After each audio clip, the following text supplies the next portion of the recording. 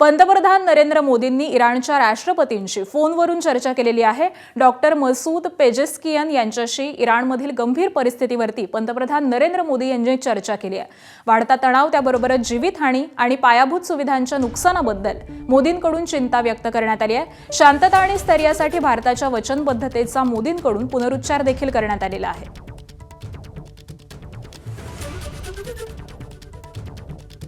तर पंतप्रधान नरेंद्र मोदी यांनी फोनवरून ही चर्चा केलेली आहे आणि शांतता आणि स्थैर्यासाठी भारताच्या वचनबद्धतेचा त्यांनी पुनरुच्चार केला आहे।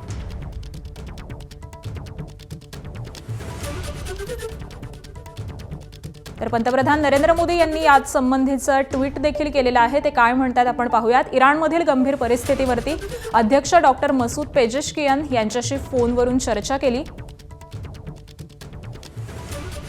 वाढता तणाव, जीवितहानी त्याबरोबरच पायाभूत सुविधांच्या नुकसानाबद्दल तीव्र चिंता व्यक्त केली। भारतीय नागरिकांची सुरक्षितता आणि सुरक्षा तसंच वस्तू आणि ऊर्जेच्या अखंड वाहतुकीची गरज भारताच्या सर्वोच्च प्राधान्यांमध्ये आहेत। शांतता स्थैर्यासाठी भारताच्या वचनबद्धतेचा पुनरुच्चार केला, संवाद आणि राजनैतिकतेचं आवाहन केलं।